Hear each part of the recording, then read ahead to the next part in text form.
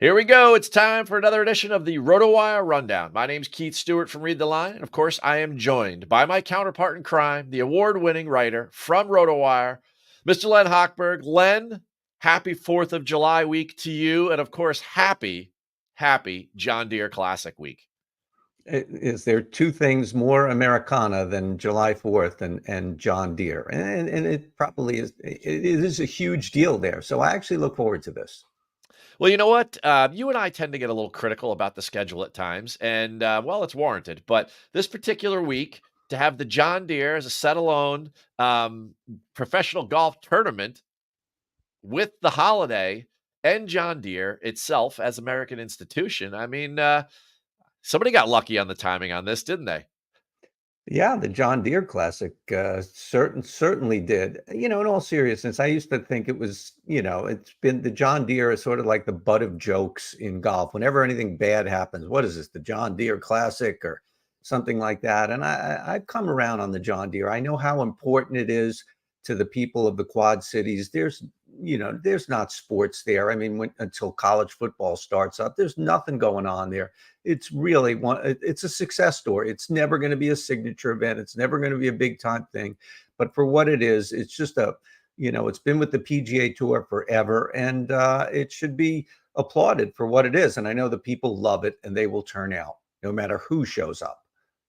Yeah, the crowds out there, they definitely get the job done. And I mean, Jordan Spieth winning at 19, Bryson winning at an early age. I mean, they've had some very cool winners, some upstarts. Some have not panned out, but they still won there, like a Michael Kim. And then others, like a Jordan, have done some really special things. Bryson, of course, this year himself. But, it kind of got me thinking about, when I start to prepare the rundown and what we're going to discuss, and I was watching the end of the Rocket Mortgage Classic.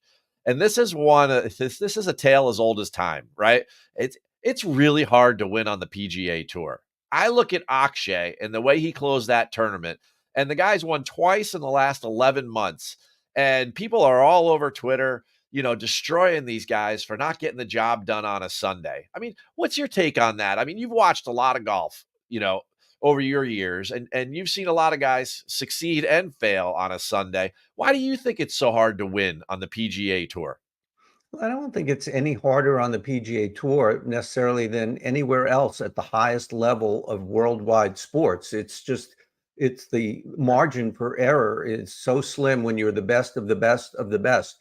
Not to go off on a tangent, but Roger Federer recently gave a commencement speech at Dartmouth, and Oh, there was a clip on social media where he was talking about how he won 80% of his career matches, but he won only 54% of his career points, which whoa, shows you yeah, stunning, which shows you, and he was trying to that's crazy. convey that the margin for error is so slim, and he was trying to convey to the graduates that you have to play every point of your life.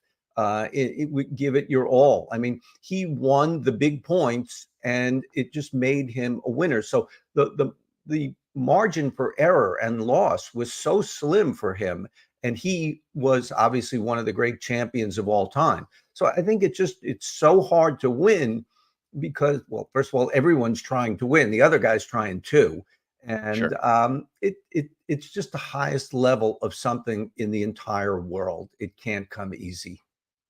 I think in a lot of ways, and we're all victim of this, but social media gets a little over or hypercritical or overcritical of guys. I mean, Cam Young wanted to win so bad the other day, he broke his driver. I mean, that's how much he was in it, and he knew he wasn't playing well. But and maybe breaking the driver helped him. Who knows? That's arguable. But for him to shoot +1 on a Sunday on a golf course where he's essentially his course average is probably somewhere in the high 60s is just kind of the wildest thing. And it goes to show you how much pressure is involved. I go back to Scotty Scheffler. Now, here was a guy, when he was a kid, he won everything. Then he went to college, then he won some things. And then he went to the Corn Ferry Tour and he won. And then he went to the PGA Tour, and it took him a long time to win. It took him a really long time, like over 70 events to win. I think that first Waste Management Phoenix Open was like his 72nd event. Now, here's a guy that we assume is going to win every week. He tees it up, whether it's the Olympics or the John Deere Classic or whatever it might be, whatever they put in front of him, whatever field they put in front of him. But it wasn't too long ago. I mean, in 2023, I had to look this up, but he had 14 top 10s and he only won twice.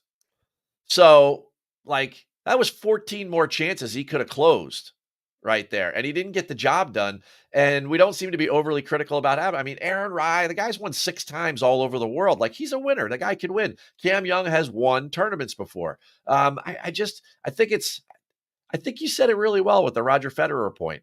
You know, you've got ultimately the guy that won on Sunday was Cam Davis. And why did Cam Davis win? Because he had won there before. And he was probably the most comfortable of anyone at the top.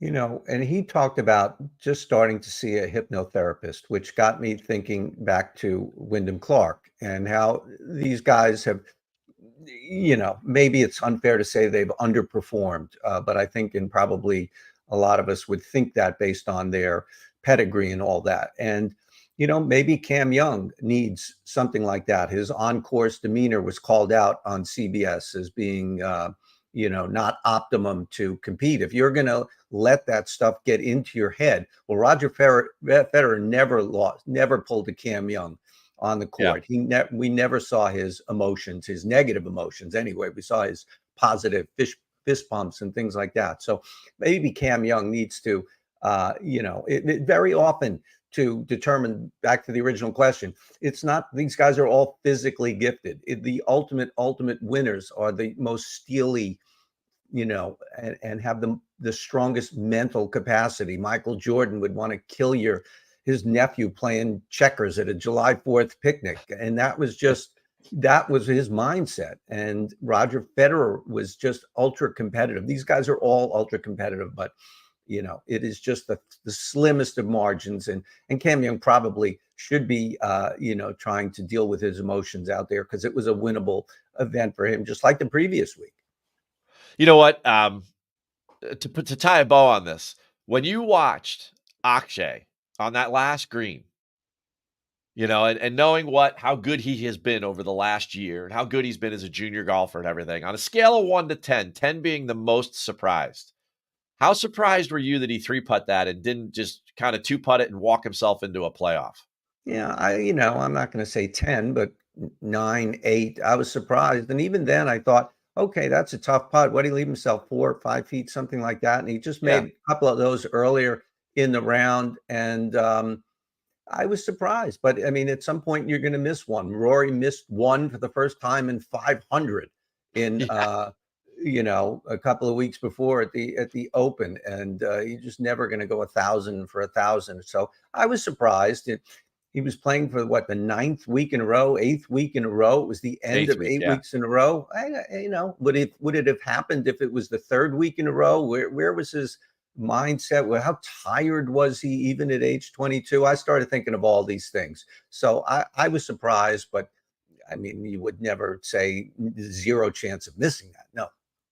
Yeah, I'm up with you. 8 or 9 out of 10. I was very surprised that he didn't at least get in the playoff there, that he didn't 2-putt that. I didn't think he would make the birdie, but I was like, oh, this kid, I mean, he's been really, really rock solid lately. And it just goes to show you how tough it is. It's funny you bring up Rory there. A lot of people talking about Akshay afterwards, standing there in front of the firing line and taking those questions and just being honest and saying, this sucks, yeah, I wanted to win, etc. And it just brought up Rory another time for him not staying there at Pinehurst. And I guess we'll get to him in a week, won't we?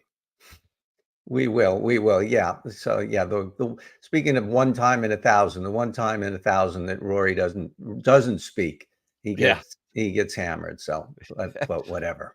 Yeah. Rory gets hammered a lot. So, all right, let's get back to July 4th, apple pie, Tom Petty songs, and of course the John Deere Classic. Now, as I started to, build out my betting card for this week, I'm like, man, this is like rinse, rewind, repeat. It seems like for the 3rd week in a row, I'm featuring a very similar skill set and a very similar core group of players. Are you still with that this week? Putting, wedge play, etc., or are you throwing something else into the mix and have some guys showing you something maybe out in Detroit that have changed your mind going into this 3rd week in a row of a Wedge Fest birdie party? Well, if there are guys playing well, that's certainly going to be a consideration for me and something I, will lean on. But you're right; it's very. You're going to hear the names shortly. There's going to be a lot of similar names from last week that I gave you and gave everybody, and they were in my article. And yeah, they did well. And I usually like if a guy is playing pretty well, and certainly the course doesn't change much here from Yeah. last week. I'm going to ride that. I'm not going to bet on the streak ending. The streak will, whatever streak they're on, however well they're playing, that will end at some point. But I usually play for it to continue until it doesn't, as opposed to predicting, well, he's going to stop playing well this week. That seems harder to do. Yeah, there's no doubt about that. I'm with you there. And I would say that this golf course is a lot more like TPC River Highlands than it is like last week at Detroit Golf Club. But there's a ton of similarities there. I mean, it's a little easier here to make putts than it was there on the Donald Ross design a week ago. But these guys are going to go low. The average winning score over the last 5 years is 22 under par. So I definitely want putters. I guess on the approach side, I'm a little more interested in guys from 200 plus. Alex Smalley last year, Sepp Straka, a couple guys really differentiated themselves from the field by how well or how good they struck the ball from over 200 yards. Remember, we have 3 par fives. These guys can go after in 2, and then we have 3 par fours over 475. Certainly, there's a third of our approach shots are coming from 100 to 150 yards, so that wedge fest part still applies. And overall, much like last week, there's not a huge penalty for being aggressive in the way that you play. And you look at those guys at the top, Aaron Rye, Cam Young, Akshay Bhatia, Davis Thompson, a lot of those guys at the top. No one would accuse those guys of being the type of guys that hold back when it comes to a birdie fest. Minwoo Lee is a perfect example of that. Driver everywhere, and here we go. And so for me, it is a bit of rinse, rewind, repeat. A little more so about TPC River Highlands and a little less about Detroit Golf Club, but I think some of the names that I'm going to mention in all of my content throughout the week are going to be similar. So I said names. Everybody wants the names. Everybody wants Len's names right off the bat. So we'll go to 10K plus land. And there's only a couple guys there. We lost one early, but now there's this polarizing man there at the top of the list, Mr. Jordan Spieth. I'm not quite sure why he's there, and we could probably do a whole nother question on that. But is he somebody that you're taking in the 10K land, or are you going with somebody else? I really wanted to. I really wanted to pull the trigger on Jordan Spieth, that this is going to be the week. This is the week. I mean, he's here because he's not playing well. Yep. And he wants to play well and get, find some form or something. So I actually was in my original lineup. I in my picks, he was there, and I said, I just can't pick him. He's just not playing well, even in this weak field. He's the top guy. Well, Patrick Cantlay was the top guy at 11 and pulled out, and Spieth is 10-5, or else Spieth would have been even higher. I think all the Yeah. 10s would have moved up a little bit if Cantlay had pulled out sooner.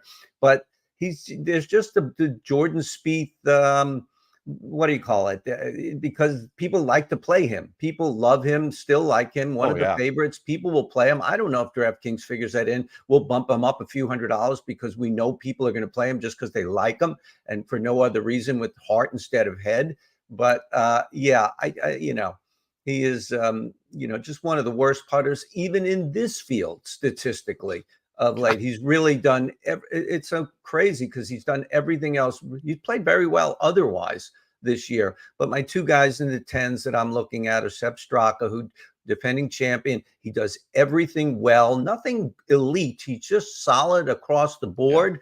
And I think that plays well here. I mean, it did last year.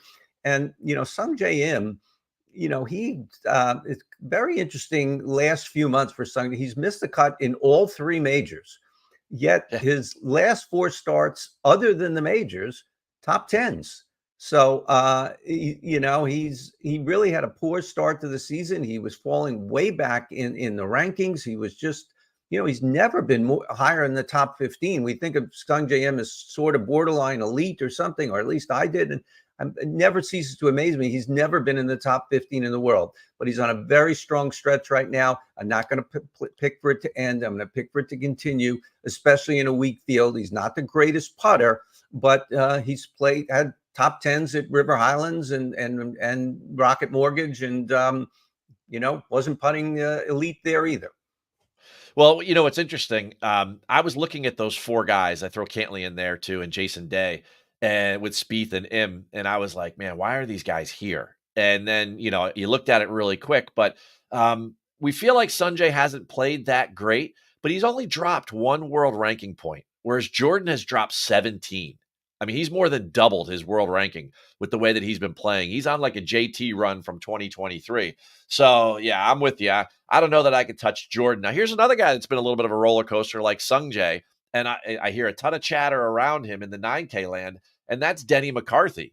Can this guy win this tournament just with his putter? Because the ball striking seems a little iffy.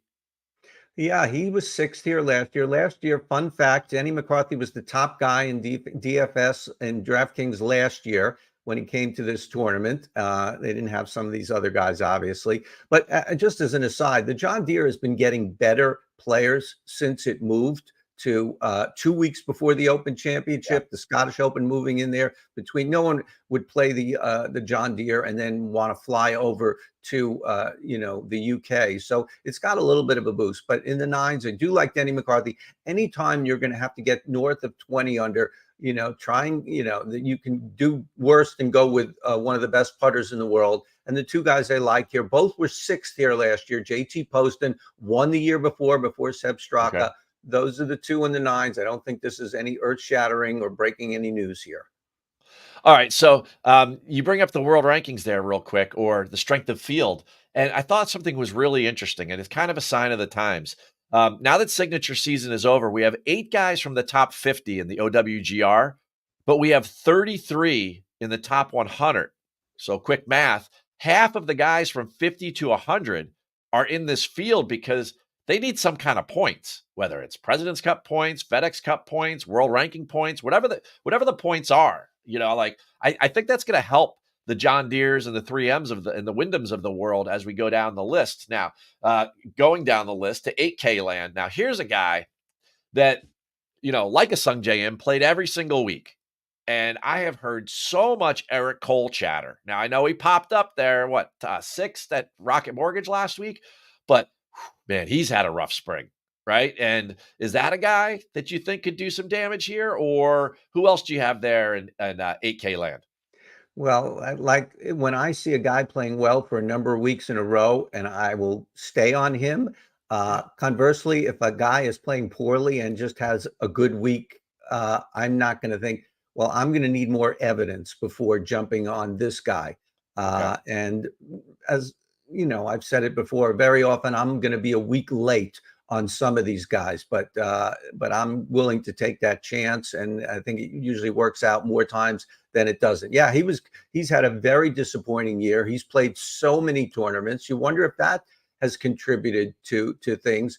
And quite frankly, if everybody is on a guy, everybody isn't that smart. And I don't mean to be disparaging, but not every, if everybody's picking one guy, we don't see unless it's Tiger Woods in his prime or something, that. But Sure. if everyone's jumping on Eric Cole, then I'm thinking, well, I don't feel good about it. That makes me not feel good about Eric Cole. So in the eights, Cup, 3 guys I think I had last week. Nick Dunlop, who played very Okay. well last week. I think he was so relieved to get out of a signature event and a major and play with a lesser field. And I thought that because he had struggled against the best of the best, and Yeah. and again we saw he got to 29 under at the Amex. If a guy can get up into the 20s and stuff, I'd like to have evidence of that.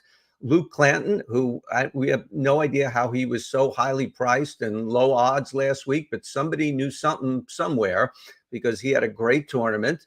And now he's way up into the 8,000s. And Mark Hubbard, who was 19 for 19 in cuts made this year, had him last week. He made the cut. He hasn't had a lot of high finishes. Obviously, at $8,400, you're going to need more than just 4 rounds. You're going to need some good rounds. But he pops really high in what I was looking at this week as well. So those 3 guys were all there last week for me. They all paid off in the way that they were supposed to, at least based on their price, and I like them again. Yeah, I've got to give you some credit last week when you brought Luke Clanton to my attention at 80 to 1 on the betting board. And I'm like, this kid's a junior at FSU. Like, what are we doing, folks? Right? Kid showed up, right? Now this week he's 50-1 on the betting board, and everybody's talking about him like an Eric Cole or Denny McCarthy. It's interesting. We'll see if the kid can back it up, or will Michael Thorbjornsen, will he be the new Ludwig? Will Clan be the new Ludwig? He's only a junior at FSU.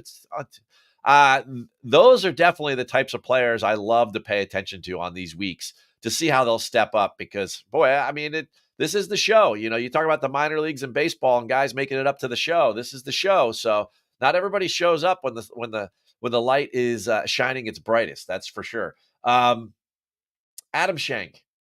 I'm going to skip down to 7K land now, right? Adam Schenk has had some great finishes here. He's not had a great season. There's a common theme here, right? D-Mac, inconsistent. Sungjae, maybe a little inconsistent.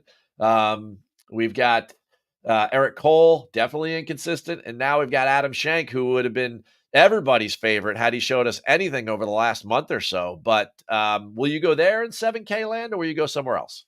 That's always a tough call. Course form, course history, current form and stuff. And last week, Troy Merritt, I love to roll out Troy Merritt every year at Detroit. The guy, we don't see him for 51 weeks out of the year, and he just rolls out of bed figuratively, and it plays pretty well. What was he, 17th or something again last 17th. week or something? Whatever. Yeah. But just even making the cut at his price at 6,300 would be good. So clearly, horse for the course. And, maybe Schenk could go in there, but I'm not leaning on Schenk. Two more young guys, Thorbjornsen. He's actually played this tournament before. He played it last year. He got in on a sponsor invite when he was an amateur, and he played pretty well. He was 17th. This is perfect for him. He can just bomb it off the tee. There's really no penalty anywhere for just hitting it as hard and as far as you want, and he can do that. And Neil Shipley, another young guy who played. He was right up there on Saturday. I think he was in the top 5 on the leaderboard at some point on Saturday. He fell back to about 20th place, but still, that was his first PGA Tour event as a professional to finish 20th. Pretty dang good. Chandler Phillips was in the 5,000s last week, and he was a pick, and he made the cut. Well, now he's up in the low 7s, so he's got taken a bump, but he's a great approach player. And when you're down there, I'm looking at those guys who can just get the ball on the green and go from there, and if they happen to hit some putts, then he'll have, pay off in spades. Yeah. First and foremost for me, when we get down here in the depths of the DFS pricing, I look at greens and regulation stats, 100%. Can the guy hit greens? Because at least if they're doing that, then they're probably going to be around for the weekend. Speaking of the weekend, or speaking of the depths of DFS, I mean, they didn't even give us a 5K, because I don't even know that you and I would have known who they were, but they did give us a 6K, and the 6K is pretty abysmal, for lack of a better term. So we need your help in 6K land. Len, hit me up. It was hard, and I was surprised. I don't know why there were no 5s, because there were 5s last week. It was a non-signature event last week, so I have no idea what they're doing. I'm sure they know what they're doing, so I'm not going to question that. Matt Kuchar, $6,900. He has had a terrible year, and he's sort of in no man's land of being age 45 and sort of not being relevant on the PGA Tour anymore, and still 5 years away from the Champions Tour. So this is always a hard thing in the late 40s for a lot of these guys. But he's 140th in points, and he, to get into the top 70 of the playoffs doesn't seem really doable. You still have time to get into the top 125, but he was about 180th a few weeks back. He's actually made 6 of his last 7 cuts with 2 top 25s. He qualified for the US Open. He's been playing better the last 2 months. And he does not have the yips of a 45-year-old. He's 17th on tour in strokes gained putting. So $6,900 to get to the weekend. Let's see what Matt Kuchar can do. Not a super long track. Pearson Cootie was on him last week. I think he was in the 5,000s last week. Made the cut. He is, over the past 24 rounds, there's only one guy in this field who's been putting better than Denny McCarthy, and it's Pearson Cootie, who is top 20 on tour in driving distance, top 20 on tour in putting. Of course, there's a lot going on in between those two clubs, but that's probably where his problem lies and why he's in the 6,000s. But there he is. And then two other guys, just because I always like to get super low, just in case somebody needs anything. Kevin Streelman, old reliable Kevin Streelman, get to the weekend, finish 73rd. Maybe. And Harry Higgs, I was surprised to see Harry Higgs so Yeah. low at 64 because he's been maybe the best player or one of the best players on the Corn Ferry this year. It's already predetermined or all but assured that he's going to be back on the PGA Tour next year. He's played here before. I thought that was a great move by the John Deere to give him a sponsor invite because he's great with the crowds and fun and jovial guy out there, just a big lug. And I think he can get to the weekend too at 6,400. Yeah, Higgs is a great grab right there. I love that. Also the type of guy that's been showing on the Corn Ferry Tour that, he can score in all sorts of situations and he can play under pressure. He won back-to-back weeks. One of them, didn't he chip in for Eagle in order to win? So, Yeah. really, really I mean, stellar play. I want people to keep their expectation. Don't take your shirt off or anything over Harry Higgs. Just, but I think he's better than 65 in ties in this field.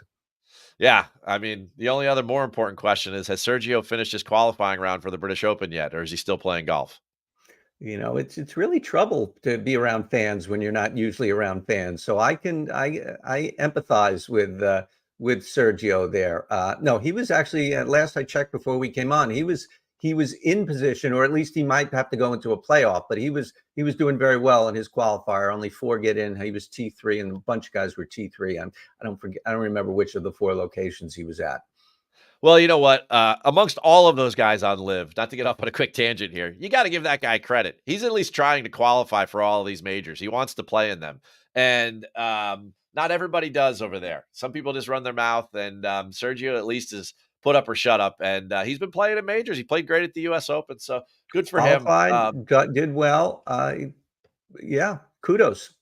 Yeah, for sure. Now, who I'm giving kudos to on the betting side, my couple early leans here heading into the John Deere Classic, one of whom you already mentioned was Sung Jae Im. There was a lot of activity yesterday on the betting board. I had tweeted this out through Read the Line. Once Cantley dropped, I said, I am on Sung Jae Im this week. I really like the fact that he had 4 top 10s in his last 6 events, all the things that you pointed out. He's a top 5 ball striker in this field. And when you look at the way he's been playing lately, it's these shorter birdie fest type places that he's really been excelling at versus those majors, which have been brutal. So, he won in Vegas. I mean, this is the type of guy that certainly could hit, 71 of 72 greens this week and just roll in a bunch of putts and go deep. So I love him at plus 1,400. He was 2,000 yesterday, and I said, Wow. get to the window as quick as you can. And Wow. now he and Straka are going back and forth as far as the betting favorite for the week. And then the second guy is a guy, and I'm with you here too.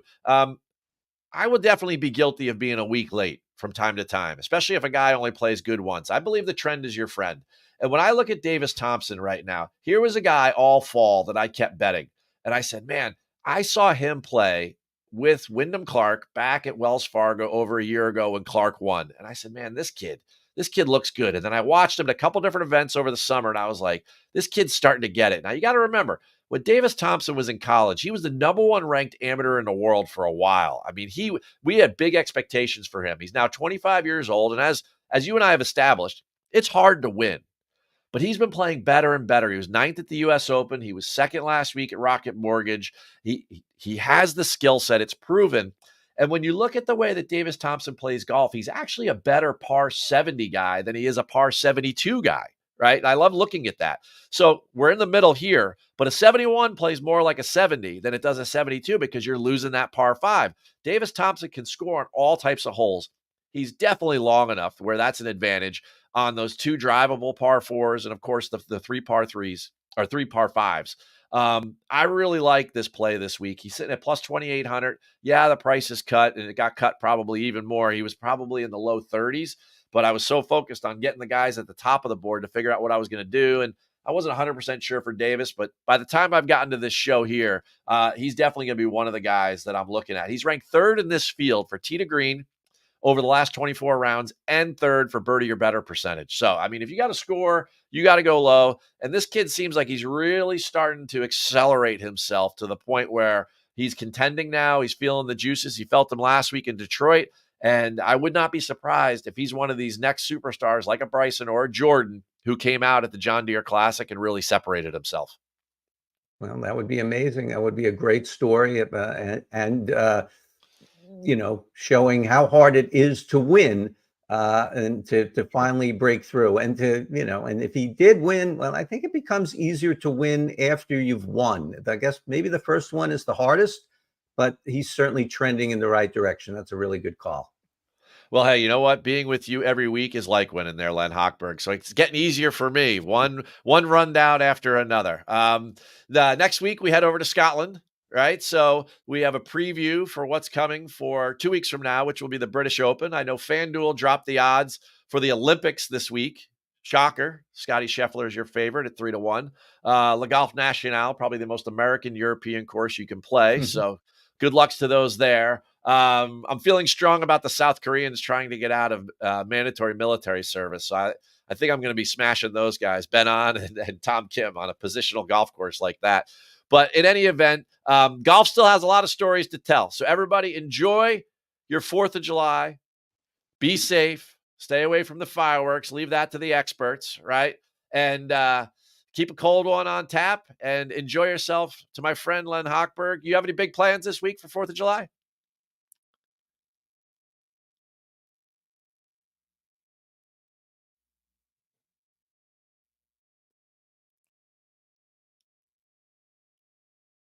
I don't know if everyone heard you there. I think you were muted, Len.